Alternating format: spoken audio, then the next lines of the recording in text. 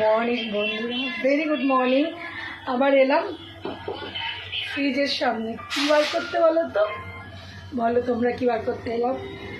আরে আইসক্রিম কালকে বানালাম না, তো ওটা আগে প্রসূনজিৎকে খাইয়ে দেখবো টেস্ট করে কেমন হয়েছে। বড়দেরই খাওয়াতে হয়। চলো ফ্রিজটা খোলা যাক।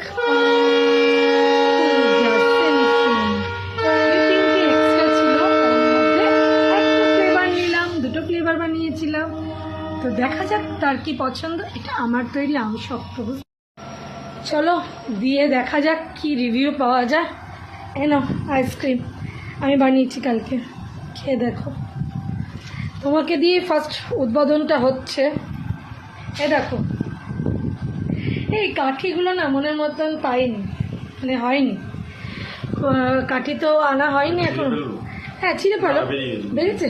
আরে বাবা কি সুন্দর হয়েছে, কালারটা দেখো।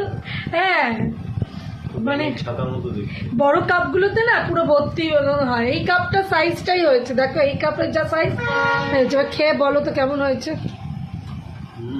ভালো হয়েছে।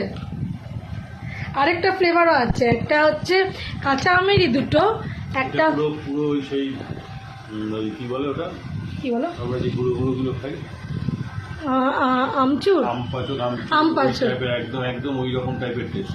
হ্যাঁ কেন বলো তো, এটা যে নুনও মানে সাদা নুন আর বিট নুন মানে কালো নুনটা যেটা এনে গোড়ালাম, দুটো দিয়েছি।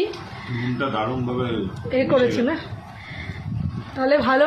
তোমাকে দিয়ে এই ছোটগুলো যে এক্সট্রা একটু আম পানার যদি বরফ করা হয় তার যেরকম হবে, একদম পুরো পিওর আম। তো এর মধ্যে মানে অন্য কিচ্ছু মেশানো, একদম পিওর আম। শুধু একটু ফুড কালার দিলাম কি যাতে হয়, মানে ব্যাপারটা একটুখানি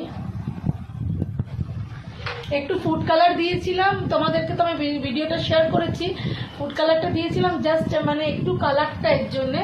তো যখন ভিডিও করছিলাম তো ফিল্টারে অটোমেটিক ওটা গ্রিন দেখাচ্ছিল, আর একটু কালার দিয়েছিলাম। কালার দিয়ে ওটাকে জাস্ট আমি গ্রিনিশটা বেশি করেছি।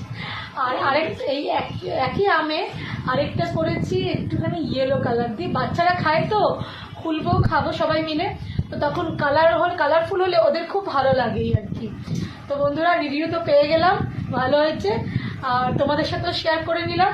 তো ভালো লাগলে একটা কমেন্ট করো, লাইক করো। যেরকম করে আমি আইসক্রিমটা করেছি অবশ্যই ওরকম করে করো বাড়িতে, খুব বেশি পরিমাণে আর খুব ভালোভাবে সবাই মিলে বসে একসাথে খেতে পারবে। তো টাটা, চলো পরের ভিডিওতে আবার কথা হচ্ছে।